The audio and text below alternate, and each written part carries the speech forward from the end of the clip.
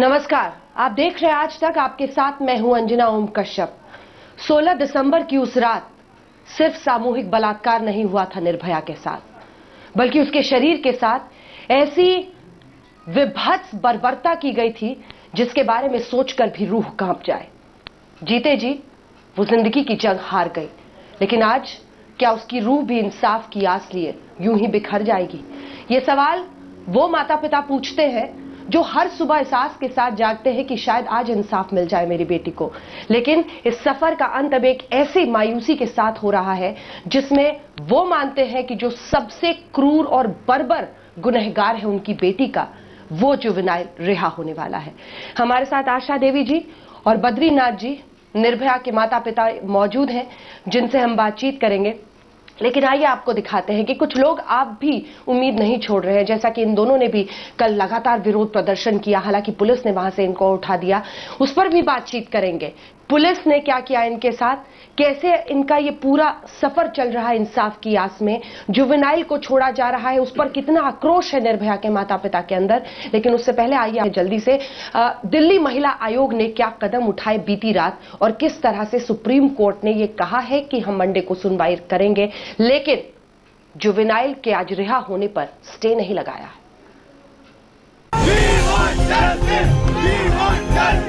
हमारी प्रेयर यही है कि उस आदमी को रिलीज ना किया जाए। आधी रात को खुला कोर्ट, डीसीडब्ल्यू की अर्जी मंजूर, नाबालिग पर सुनवाई सोमवार को। क्या निर्भया को मिलेगा इंसाफ? निर्भया कांड के नाबालिग रेपिस्ट की आजादी के चंद घंटे पहले उसे कैद में रखने की आखिरी कोशिश शुरू हुई। इसकी पहल दिल्ली महिला आयोग ने की। रात 9 बजे दिल्ली महिला आयोग के अध्यक्ष स्वाति मालीवाल ने ट्विटर पर ऐलान किया कि नाबालिग रेपिस्ट की रिहाई के खिलाफ डीसीडब्ल्यू सुप्रीम कोर्ट जा रहा है। इस ट्वीट के बाद ही राजधानी दिल्ली में सरगर्मी तेज हो गई। सबकी नजर थी कि दिल्ली महिला आयोग कब सुप्रीम कोर्ट का रुख करता है। रात 11:40 पर अचानक दिल्ली महिला आयोग के अध्यक्ष स्वाति मालीवाल चीफ जस्टिस के घर रवाना हुई। करीब 15 मिनट में वो चीफ जस्टिस के घर पर पहुंची, लेकिन उन्हें कहा गया कि वो सुप्रीम कोर्ट के रजिस्ट्रार से मिले। जी मैं अभी वापस आ रही हूँ, मेरे को वहाँ पे सुप्रीम कोर्ट में बुलाया गया है। प्लीज मुझे सुप्रीम कोर्ट जाना है, मेरे सिग्नेचर्स की जरूरत है वहाँ पे। Please let me go, please. किसने वहाँ बुलाया? मेरे को रजिस्ट्रार ने बुलाया, मेरे को अभी इमीडिएटली जाना है। जी। रात 12:20 पर मालीवाल अपने वकील के साथ सुप्रीम कोर्ट के रजिस्ट्रार के पास पहुंची। बाहर सस्पेंस बना रहा कि अर्जी मंजूर होगी या नहीं।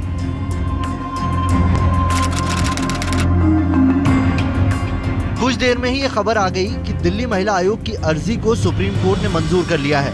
कोर्ट ने केस को वेकेशन बेंच को रेफर कर दिया। ये भी साफ हो गया कि जस्टिस गोयल मामले को देखेंगे और तय करेंगे इसकी सुनवाई कब हो। रात 1:35 पर मालीवाल जस्टिस गोयल के घर पर पहुंची। तब ये साफ हो गया कि दिल्ली महिला आयोग ने नाबालिग रेपिस्ट की रिहाई पर रोक के लिए अर्जी में किन किन पॉइंट्स को जगह दी है। सूत्रों के मुताबिक अर्जी में कहा गया है कि रिहाई से नाबालिग की जिंदगी पर खतरा हो सकता है। उसकी मानसिक हालत समझने की जरूरत है।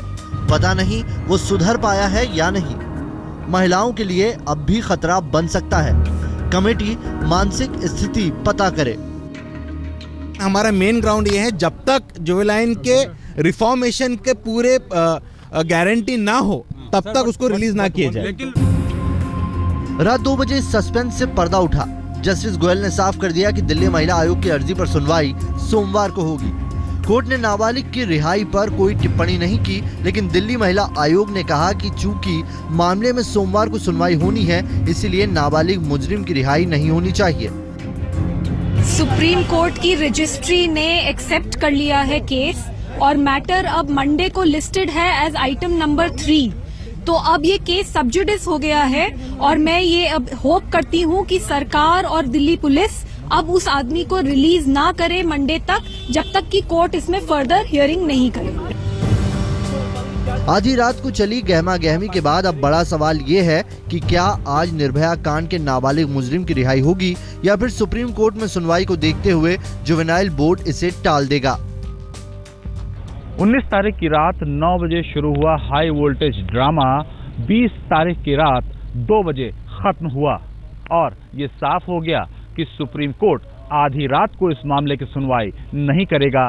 सोमवार को बाकायदा इसकी सुनवाई होगी, लेकिन ये साफ नहीं हो पाया कि क्या नाबालिग दोषी को जुवेनाइल बोर्ड से रिहा किया जाएगा या नहीं। पंकज जैन, राम किंकर सिंह, पुनीत शर्मा के साथ अहमद अजीम, दिल्ली आज तक।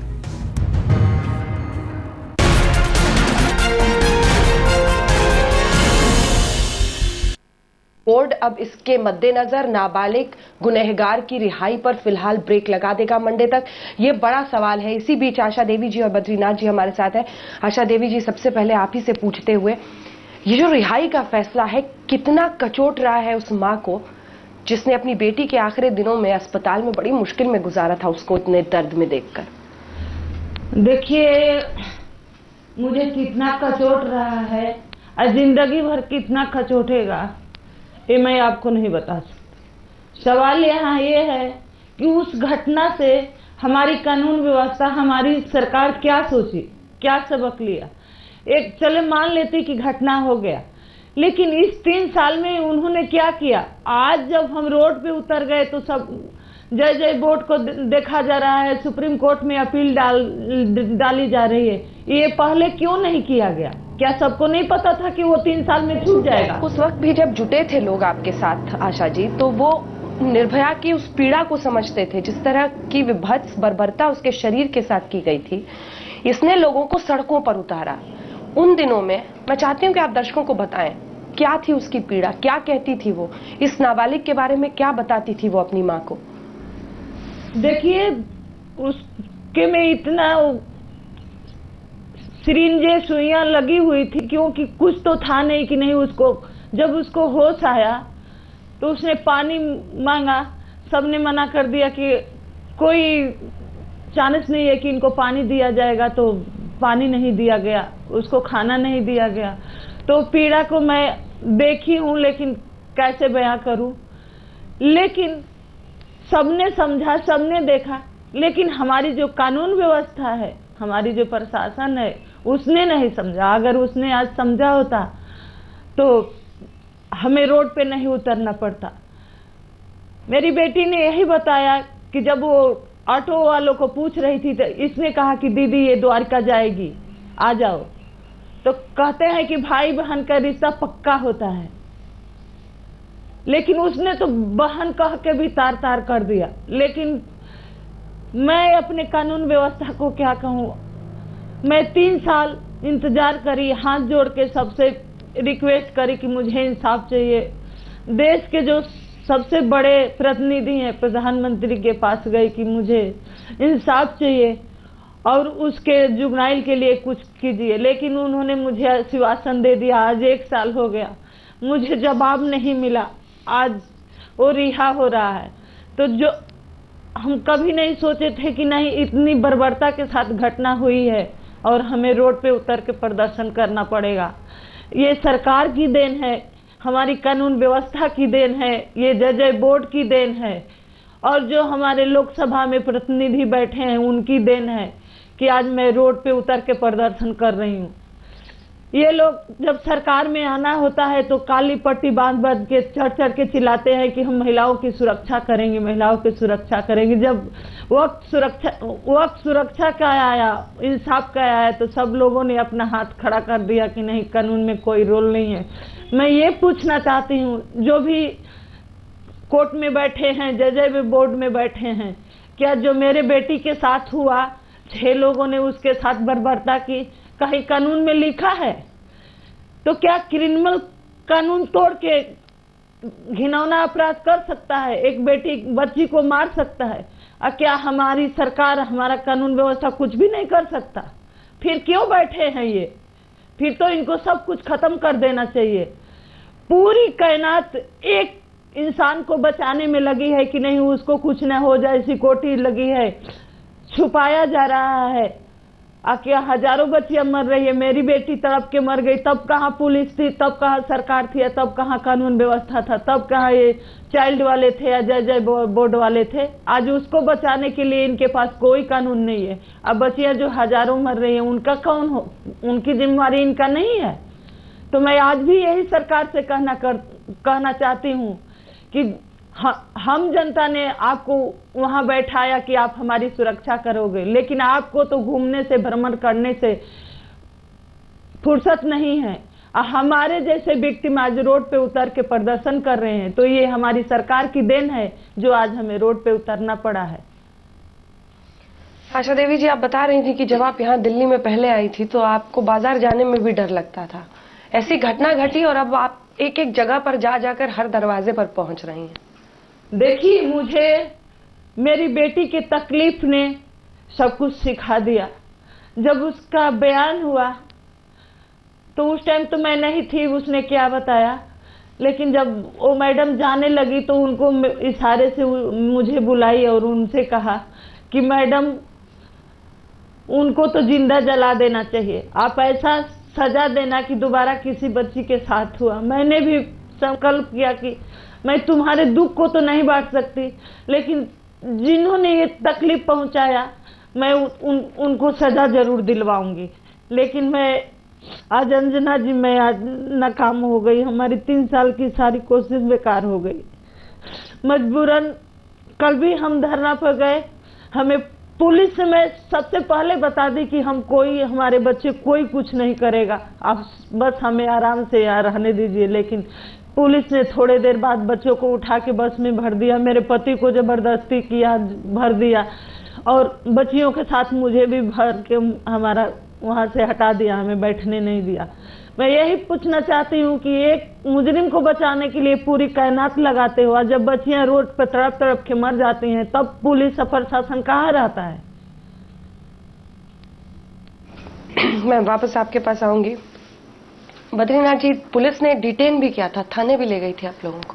जी हाँ। क्योंकि पुलिस का कहना है कि हमने डिटेन नहीं किया था, मतलब वो झूठ बोल रही है। नहीं, आप अगर फोटो में देखेंगे तो आपको पता लगेगा, जबरदस्ती खींच रहे थे। लेकिन मैं कह रहा था कि नहीं, मैं जाऊंगा तो मैडम के साथ ही जाऊंगा, अकेले नहीं जाऊंगा। लेकिन उन्होंने जबरदस्ती, हालांकि मैं वो कर रहे थे जिप्सी में, चलो हमने कहा कि नहीं, मैं मैडम के साथ ही जाऊंगा वरना नहीं जाऊंगा। तो आप देखे भी होंगे किस तरह से खींचातानी हो रही थी। हमारा शर्ट लगा फट जाएगा, लेकिन फिर अंततः हमें बस में जाना पड़ा और गए। एक पिता के रूप में कितना असहाय महसूस होता है, क्योंकि बहुत आसान नहीं है। मैंने 3 साल तक आप लोगों को देखा है हर अदालत पहुंचते हुए, ये कोशिश करते हुए। अभी भी सुप्रीम कोर्ट में मामला पेंडिंग है उन बाकियों की फांसी का, और यहाँ पर एक की रिहाई हो रही है। एक पिता के रूप में कितना असहाय, क्योंकि आखिरी दिनों में आपने भी उसका दर्द देखा। असहाय हम नहीं, असहाय कानून है, हमारी असहाय व्यवस्था है। हम अंततः अभी भी हमारे में वो दम है, हम चाहते हैं कि हम किसी भी तरह से हार नहीं मानेंगे। न तब माने थे, न अब मान रहे, न आगे मानेंगे। क्योंकि अगर सरकार समय रहते इनको सजा नहीं देती है तो यही अब प्रदर्शन, बहुत बड़ा प्रदर्शन हो जाएगा और सरकार को विवश हो जाना पड़ेगा इस सोचने के लिए। आज फिर आप लोग, आज एक आंदोलन का ही शुरुआत हो रहा है जंतर मंतर से। फिर हम जाएंगे वहाँ इंडिया गेट और बहुत लोग आएंगे। अभी तो आह्वान धीरे धीरे, मतलब जगह बताया जा रहा है कि हम ये कर रहे हैं, लेकिन अगर सरकार समय रहते नहीं चेतती है तो आंदोलन पूरा खतरनाक हो जाएगा। अगर कुछ भी गड़बड़ हुआ, अगर शासन व्यवस्था में जरा सी भी गड़बड़ी हुई या हमारी व्यवस्था बिगड़ी भारत की, तो इसका जिम्मेवार मौजूदा सरकार होगी। आशा जी, चलते चलते एक आखिरी सवाल की ब्रेक पर जाने से पहले, क्योंकि आपके साथ आगे भी बातचीत होगी, ये ऐसे तमाम लोग जो कथित बुद्धिजीवी हैं, जो कहते हैं कि रिफॉर्म होना ज़रूरी है, उसका सही बनना ज़रूरी है, और जो कि रस्म है हमारे देश में, एक सिलाई मशीन और पैसे भी दिए जाते हैं ऐसे जुवेनाइल को, नाबालिग को, जब वो कोर्ट से उठता है। कितना गुस्सा आता है ये सब सुनकर? गुस्सा इनकी खोखले वादे पे गुस्सा आता है कि वादे करते हैं कि हम महिलाओं की रक्षा करेंगे, सुरक्षा करेंगे। आज जब सुरक्षा की बात आई, इंसाफ का बात आया, तो हाथ खड़े कर दिए, रूल देखने लगे। मैं क्या पूछ, आज मुझे यही समझ आता है कि अगर किसी मंत्री के बेटी के साथ, किसी नेता के बेटी के साथ अगर रेप हो जाए, बलात्कार हो जाए तो सीधे सीधे कानून बदल जाएगा, सीधे सीधे लागू हो जाएगा। लेकिन हम गरीब के लाश पे चढ़ के चलते हैं, गरीब के लाश पे चढ़ के ये लोग सत्ता में आते हैं, लेकिन गरीब की मदद नहीं करते हैं। इसलिए मदद नहीं करते हैं कि अगर हम सब कुछ ठीक कर देंगे तो हम राज कहाँ करेंगे। ये जो कुछ भी बनाते हैं अपने फैसिलिटी के बनाते हैं, अपने बच्चों के फैसिलिटी के लिए बनाते हैं। अगर गरीब जनता की इनको जरा भी परवाह होती तो आज देश में ये हालत पैदा नहीं होती। आज मैं रोड पे चिल्ला रही हूँ, हमारे देश के प्रधानमंत्री विदेश में जाके योगा सीख रहे हैं, उनको ये नहीं पता कि नहीं हमारे देश में क्या हो रहा है। मैं 1 साल पहले जब वहाँ गई थी तो मैंने यही कहा कि मैं आज यहाँ से एक उम्मीद लेके जाती हूँ कि आप हमारे बच्ची को इंसाफ जरूर देंगे, लेकिन उन्होंने कभी मुझे जवाब तक नहीं आया कि नहीं, हाँ इतना क्यों परेशान हो, तुमको इंसाफ मिलेगा, क्योंकि उनको कुछ करना ही नहीं है, किसी को भी कुछ करना ही नहीं है। जब हम रात को प्रदर्शन करने रोड पे उतरे तो रात को सुप्रीम कोर्ट जाया गया। क्या इससे पहले उनको नहीं था कि नहीं हमें इसको रिहा नहीं करना चाहिए, हमें कुछ करना चाहिए। जब लोग रोड पे प्रदर्शन करने उतरेंगे तब ये इनके कान खुलते हैं, आँख खुलते हैं। एक ब्रेक के लिए हमें रुकना पड़ रहा है। वो जीना चाहती थी, एक डॉक्टर बनना चाहती थी, लेकिन एक सपना अधूरा रह गया और अब उस पर परिवार के मुताबिक नाइंसाफी का ये कफन बर्दाश्त नहीं कर पा रहे ये लोग, तभी आंसुओं की धार इस तरह से एक मां के चेहरे पे बहती है। एक ब्रेक के लिए हम रुक रहे हैं, वापस आएंगे। आशा देवी और बद्रीनाथ जी हमारे साथ हैं, आप देखते रहिए आज तक। हर रोज सुबह, हर सुबह बस यही उम्मीद कि शायद अब न्याय मिले, इंसाफ मिले और आखिरकार उन गुनहगारों को सजा मिले। 3 साल तो बीत गए, लेकिन आज माता पिता ये सोचते हैं कि आगे की राह अब कैसे जानी है। लेकिन निर्भया की अगर बात करें तो वो जीना चाहती थी, डॉक्टर बनना चाहती थी। आज वो दर्द देखिए, आज हमारे घर में एक डॉक्टर होता, हमारी जिंदगी कुछ और होती।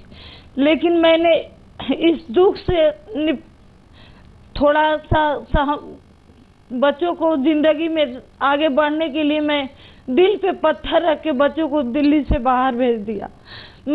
हम दोनों जने कभी उठते हैं, कभी नसीब नहीं होता है कि पूरे दिन हम बाहर घूमते हैं कि हमें कहाँ से कोई जगह मिले कि वहाँ से हमें इंसाफ मिले। मैं लीगली तौर पे सारे कोशिश की, लेकिन हमारी कोई सुनवाई नहीं हुई। राष्ट्र महिला आयोग में जब मैं गई, वहां से उन्होंने नोटिस भी किया, लेकिन सरकार उनको भी जवाब नहीं दिया। जब कोर्ट का फैसला आया, हाई कोर्ट में जब केस गई तो मुझे थोड़ी सी तसल्ली हुई कि शायद हाई कोर्ट कुछ करेगा, क्योंकि हाई कोर्ट से निकल के केस सुप्रीम कोर्ट में आई है तो उनको सब कुछ पता है कि मेरी बेटी के साथ क्या हुआ। लेकिन बच्चियों के साथ क्राइम क्या हो रहा है ये किसी को नहीं पता है, बस उनको सीधा सा रूल पता है। ये हम यही कहना चाहते हैं कि किस घटना में अब कैसी घटना होगी तो ये अपना रूल तोड़ेंगे, अपना दायरा तोड़ेंगे। मेरा आरोप एक पे नहीं है, मेरा आरोप सब पे है। जज बोर्ड है, कानून व्यवस्था है, लोकसभा है, राज्यसभा है।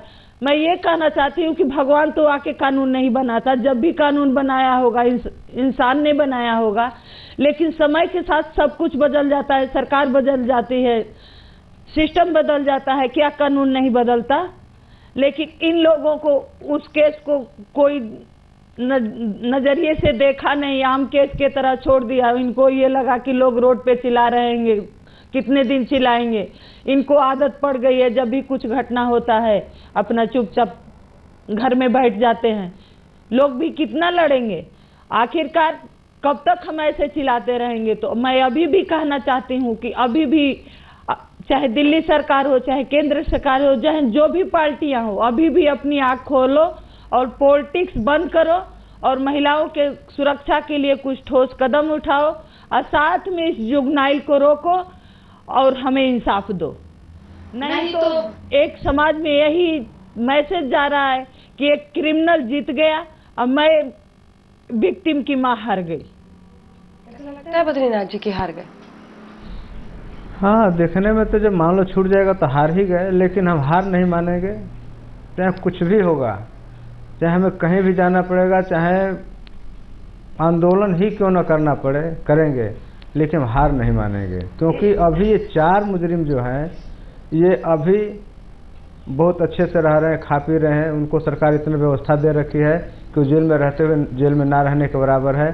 और इन लोगों की जो भी आँख खुलती होगी तो ये भी सोचते होंगे कि हमें क्या करना है, लेकिन हमारी आँख खुलती है तो हम सोचते हैं हमारी बेटी को कैसे कब न्याय मिलेगा। तो हम हार नहीं माने हैं। अच्छा जी, हम लोगों में बीमारी है एक देश के रूप में, सरकारों के रूप में, प्रशासनों के रूप में, कि हम सब भूल जाते हैं। मुझे याद है 3 साल पहले लोगों में इतना गुस्सा था, रोष था, सड़कों पर निकलते थे और कहते थे कि इंसाफ दो, निर्भया को इंसाफ दो। लेकिन एक बार फिर से वो लोगों का आना मैं नहीं देख पाती हूँ। इसीलिए मैं चाहती हूँ कि आप बताएं कि आखिरी दिनों में सफदरजंग अस्पताल से लेकर सिंगापुर के उस अस्पताल में क्या लड़ाई लड़ी थी निर्भया ने अपने दर्द और पीड़ा से। देखिए, उसके हाथ पांव नहीं चल रहे थे, लेकिन फिर भी उसने इंसाफ की गुहार लगाई। जीते जी 10 दिन मेरी बच्ची जिंदा रही, लेकिन एक बूंद पानी नहीं मिला।